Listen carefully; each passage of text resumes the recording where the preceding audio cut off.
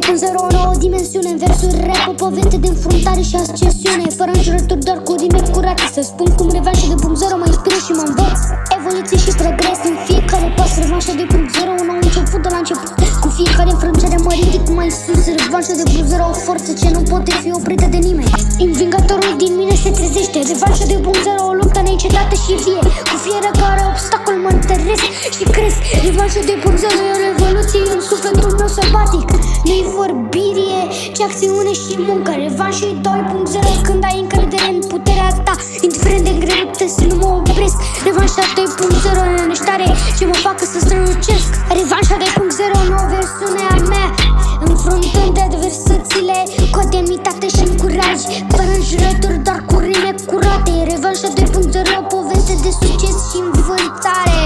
Evoluție și progres în fiecare pas. Revanșa 2.0, un nou început de la început. Din fiecare frângere mă ridic mai sus. Revanșa 2.0, o forță ce nu poate fi oprită de nimeni. Revanșa 2.0, Revanșa 2.0, Revanșa 2.0. Nu-i vorbire, ci acțiune și muncă. Revanșa 2.0, când ai încredere în puterea ta, indiferent de greutăți, nu mă opresc. Revanșa 2.0, reneștare ce mă face să strălucesc. Revanșa 2.0, nouă dimensiune, versuri rap, o poveste de înfruntare și ascensiune. Fără înjurături, doar cu rime curate. Să-ți spun cum revanșa 2.0 mă inspiră și mă învăț. Revanșa 2.0, nouă dimensiune, versuri rap, o poveste de înfruntare și ascensiune. Fără înjurături, doar cu rime curate. Să-ți spun cum revanșa 2.0 mă inspiră și mă învăț. Evoluție și progres în fiecare pas. Revanșa 2.0, nou început de la început. Cu fiecare înfrângere mă ridic mai sus.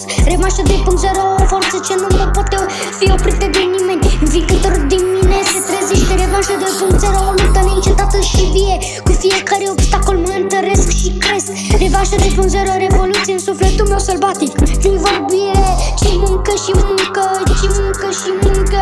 Revanșa 2.0, când ai încredere în puterea ta, indiferent de greutăți, nu mă opresc. Revanșa 2.0, în reneștare ce mă face să strălucesc, ce mă face să strălucesc.